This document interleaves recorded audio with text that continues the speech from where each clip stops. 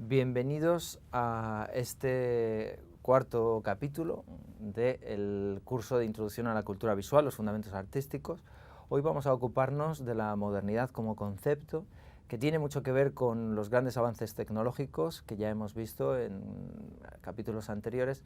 pero que sobre todo tiene que ver con una evolución del pensamiento, con una serie de ideas que se crean a finales del siglo XIX y que tienen en Baudelaire un profeta,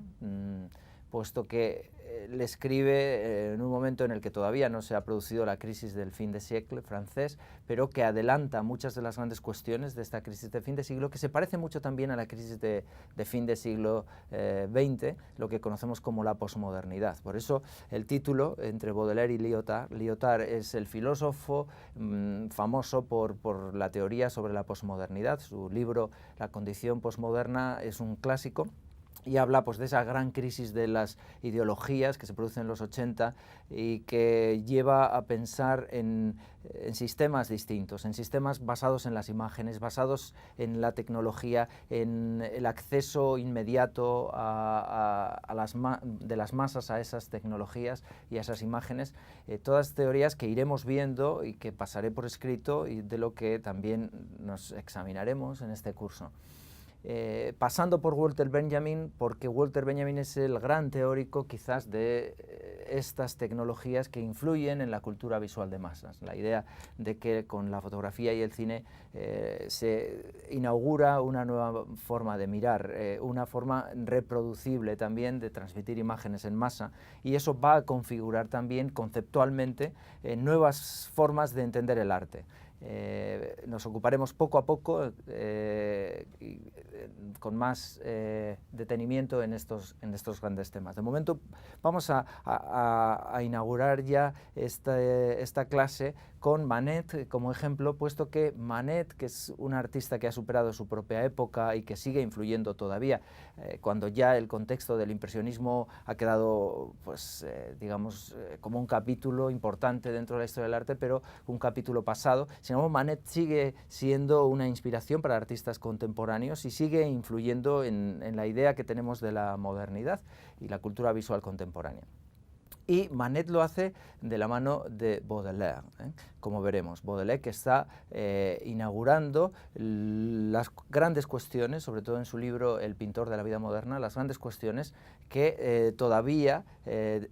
siguen pendientes y que tenemos y vamos a reconocer en episodios pues, tan, digamos, populares como Lady Gaga, que es un fenómeno de masas totalmente volcado con las nuevas tecnologías, con el consumo de las imágenes a través de las redes sociales,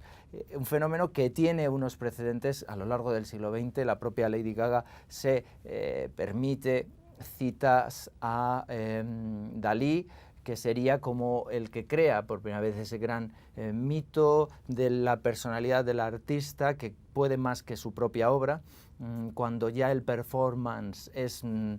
o la presentación del yo del artista es casi tan importante como las obras de arte que uno realiza, que a partir del arte pop se va a convertir ya en un fenómeno generalizado, pero que Dalí inaugura y extiende. No es extraño también, lo hemos visto en otros capítulos, que Dalí esté muy asociado con el cine y con el arte, digamos, de masas en este momento. Él participa en películas, pero además toda su obra artística, toda su pintura tiene un componente cinematográfico evidente y teatral. De hecho, el famoso museo de donde está tomada esta fotografía, el Museo de Figueras, se llama así Museo Teatro, ¿no? Es un lugar donde ocurren cosas. Bueno, todo esto, este fenómeno de las imágenes en la sociedad, formando parte de la vida y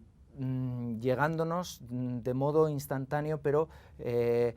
también confundiéndose con esas otras imágenes que se exhibían en los museos, lo inaugura Baudelaire en El pintor de la vida moderna. Baudelaire, que pertenece a una época realista y que se opone también a ese realismo por lo que tiene de horizontes excesivamente pegados a las cosas que vemos, ¿no? El famoso cuadro que tenemos aquí, Courbet, es el creador un poco de la idea del realismo como movimiento doctrinario. Él decía: solo creo en lo que veo y solo pinto lo que veo, y de hecho se permite hacer una alegoría realista, valga la paradoja, en la que él retrata su credo, el credo de la verdad desnuda, contemplada por un niño, la mirada sin prejuicios, y él mismo pintando un paisaje que es el género que tenemos, digamos, más cercano, el género realista por excelencia. Y luego aparece toda una serie de homenajes a personajes de la literatura que él admiraba, incluido, por supuesto, Baudelaire, que está leyendo un libro y que va a ser ya un referente para este artista,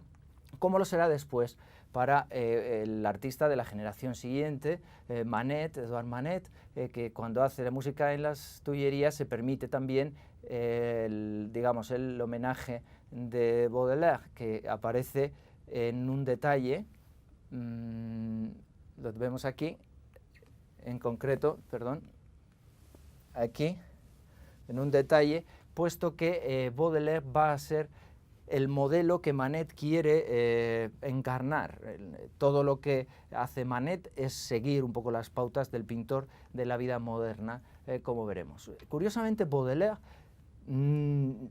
rechaza el realismo de Courbet y rechaza también el camino por el que va a seguir la pintura, que es el impresionismo, y se distancia de Manet incluso. Le dice: usted es el comienzo de la decadencia de su propio arte. Digo unas frases duras, porque él prefería ese gran arte épico, el que venía de Delacroix, el arte todavía romántico y que podía transformar la historia, ¿no? Como Los Miserables de Víctor Hugo está hablando de su época y está transformando y creando una revolución. Pues así era también ese gran arte, y el impresionismo estaba abriendo un camino que a Baudelaire no le gustaba, y sin embargo él va a ser, paradójicamente, el que dé carta blanca a todo esto que está ocurriendo, como veremos en el capítulo que viene a continuación.